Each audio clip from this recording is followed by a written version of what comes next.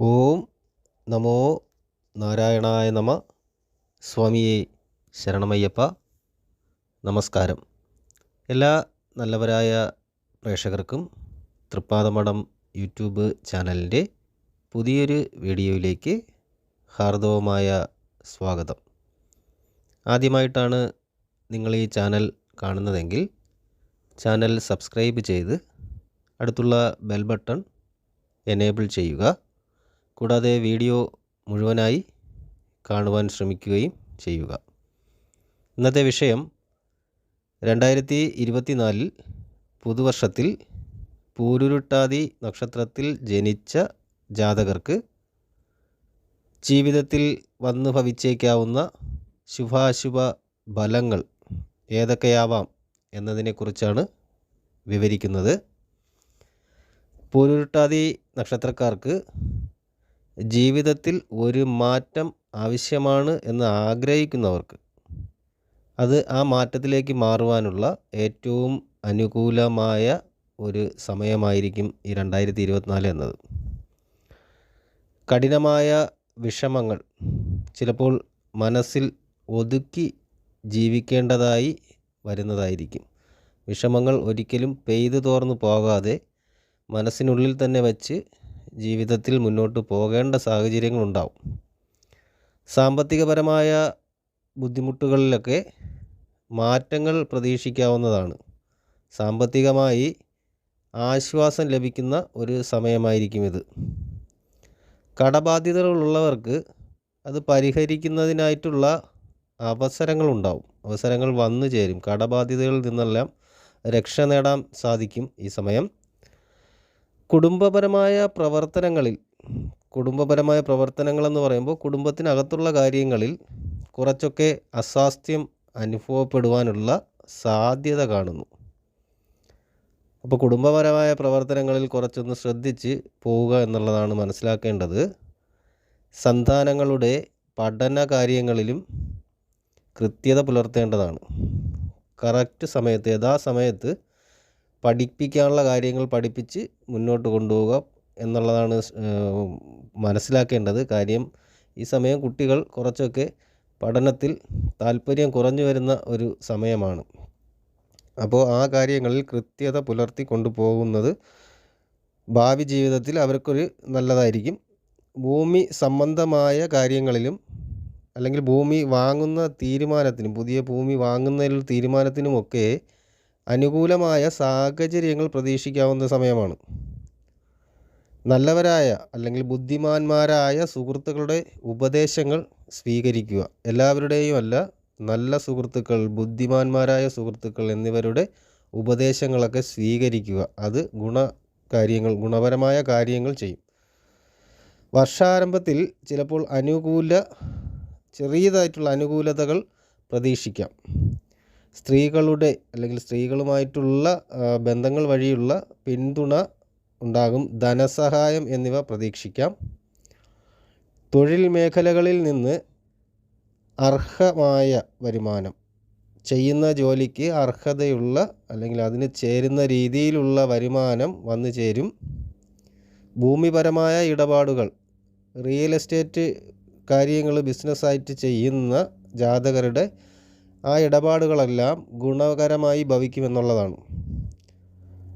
വർഷത്തിൻ്റെ പകുതിയോടെ മാനസികമായിട്ടുള്ള പിരിമുറുക്കം ഉണ്ടാകുന്നതിന് സാധ്യത കാണുന്നുണ്ട്. അപ്പോൾ അങ്ങനെയുള്ള സമയത്ത് പല പ്രശ്നങ്ങൾക്കും വഴിതെളിയാതെ ബുദ്ധിമുട്ട് അനുഭവിക്കേണ്ടി വരുന്നതായിരിക്കും. വിദ്യാർത്ഥികൾക്ക് പഠനകാര്യങ്ങളിൽ ശ്രദ്ധ കുറയുന്ന സമയമാണ്. ഒന്നും കൂടി പറയുകയാണത്. പരീക്ഷാ കാര്യങ്ങളിൽ അലസത കാണിക്കുന്ന അവസ്ഥയുണ്ടാകും. ആയതിനാൽ ആ കാര്യങ്ങളിൽ പ്രത്യേകം ശ്രദ്ധ വേണം. ജോലി തേടി അന്യദേശത്തേക്ക് അല്ലെങ്കിൽ വിദേശത്തേക്ക് പോകുവാൻ ശ്രമിക്കുന്നവർക്ക് നല്ല അവസരങ്ങൾ വന്നു ചേരുന്നൊരു സമയമാണ് 2024 എന്നുള്ളത്. കഴിവതും കടങ്ങൾ വാങ്ങി കാര്യങ്ങൾ നടത്താതിരിക്കുവാൻ ശ്രമിക്കുക. നിലവിലെ കടബാധ്യതകളൊക്കെ പരിഹരിക്കാൻ സാധിക്കും.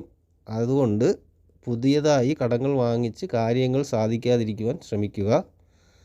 രാഷ്ട്രീയപരമായി പ്രവർത്തിക്കുന്ന അല്ലെങ്കിൽ രാഷ്ട്രീയ മേഖലയിൽ പ്രവർത്തിക്കുന്നവർക്ക് കലഹങ്ങൾ ഉണ്ടാകുവാനുള്ള സാധ്യത, വാക്ക് തർക്കം, കലഹം എന്നിവ വന്നു ചേരാനുള്ള സാധ്യതകൾ കാണും.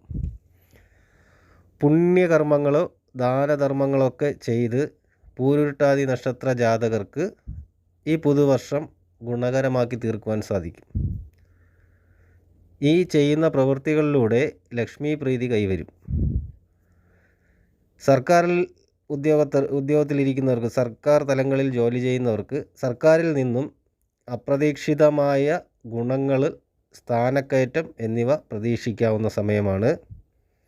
കൂടാതെ മാതൃസ്നേഹം പ്രതീക്ഷിക്കുന്നതിനേക്കാളും കുറവായിട്ടായിരിക്കും ലഭിക്കുന്നത്. മാതാവിൽ നിന്നുള്ള സ്നേഹം ജാതകന് കുറവായിട്ടായിരിക്കും ലഭിക്കുന്നത്.